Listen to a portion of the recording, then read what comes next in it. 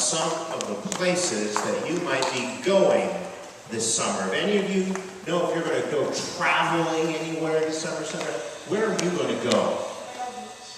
Myrtle Beach. What are you going to do there? Wonderful. That sounds like fun. Where are you going? Lake Erie. Terrific. That sounds like fun too. There's a water theme I'm sensing already. Anybody else going somewhere? Where are you going? Illinois. I bet there's a lake attached there somewhere. That'd be a pretty big one too. Anybody else going somewhere this summer? All right. Well, when I go places, I sometimes collect rocks. You ever collect rocks from places you go? Some of you do, yes. Would you like to see a couple of my rock collection? I brought in just a couple today to show you.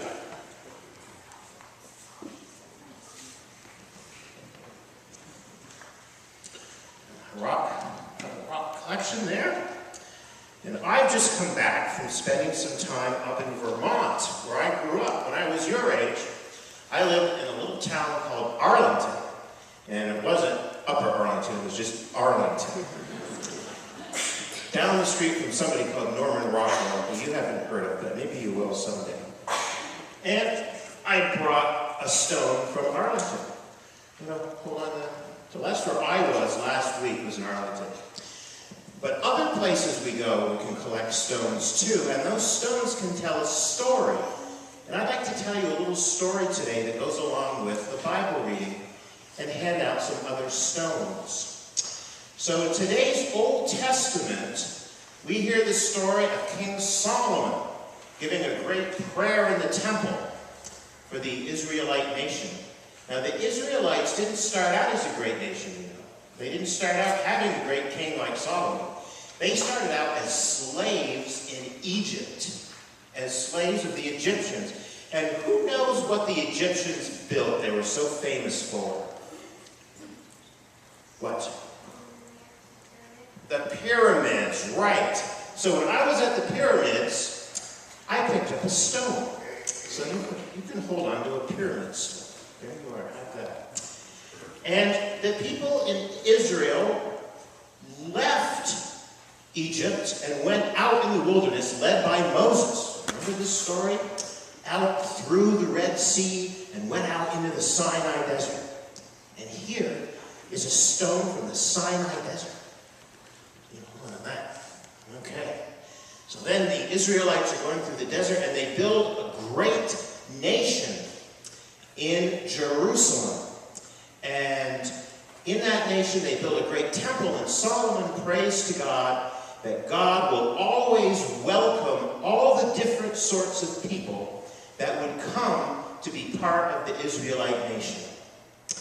And some of those people became followers of a man called Jesus, who gave tremendous wisdom and teachings. We've all heard Jesus teach. In the gospel today, Jesus heals a slave in Capernaum, which is on the shore of Galilee. So I want to let somebody hold on to a rock I brought up from the bottom of the Sea of Galilee. There you go, hold on to that. Okay? And so Jesus did all these wonderful things, and then after Jesus died and rose again, his apostles talked about Jesus and wrote about Jesus and told everyone what Jesus was doing. And the most important of all of those people was St. Paul, who wrote the oldest part of the New Testament, very earliest writings, and who was of the same generation as Jesus. And Paul wrote to people who were in places like Corinth. He wrote to the Corinthians, and there's a stone from Corinth. And he wrote to the people in Ephesus, and here is a stone from Ephesus. I'd like to hold on to an Ephesus stone. There you go, from Ephesus. And in today's letter, he wrote to the people in a place called Galatia, and I've never been to Galatia, so I don't have a Galatian stone, but I was looking at my G stones, and I found a stone from Guatemala. Someone want to hold on to a G stone? There we go. You hold on to that one. Pretend that's a Galatian stone.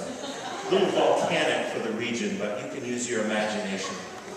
So then Paul is giving the earliest churches, the earliest Christians this advice as to how to be Christian. And his message is, remember the true gospel of Jesus. Remember how Jesus healed anybody who came and needed to be healed. Jesus healed them. And Jesus went and invited people to dinner who he didn't even know and who people might find surprising. And Jesus even healed a slave. And boy, back in those days, they didn't treat slaves very well. It was very sad.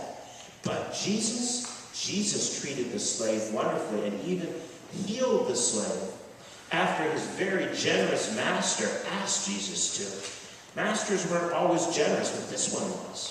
So the message of the gospel is all about including people that we might not think should be included, but to know that God includes them. God's grace is for everybody, and God's message is for everybody. And wherever we go on vacation, whether it be to Myrtle Beach, or to Chicago, or to Lake Michigan, or wherever we're going on vacation, God is there. God's grace is with us. And all the people we encounter, just like the people who are in Egypt, and in Galilee, and in Corinth, and in Ephesus, and in Galatia, all those people, they're all called to be part of God's children. Just like we're called to be part of God's children. And that same wonderful healing presence that Jesus had in the gospel is for you, and it's for me this summer and all the time. Isn't that a wonderful thing? Yeah. So I hope you enjoyed looking a little bit at some of my rocks in my collection. And maybe if you go somewhere special, you can bring a rock. Pick up a rock. But just make sure what I do is I always make sure I don't take a rock that they don't want me to take.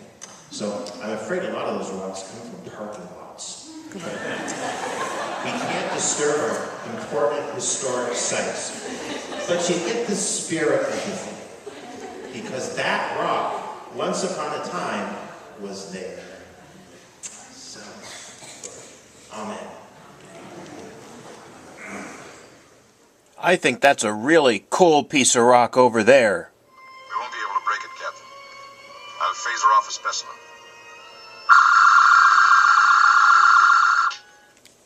Great work. Thanks, Spock.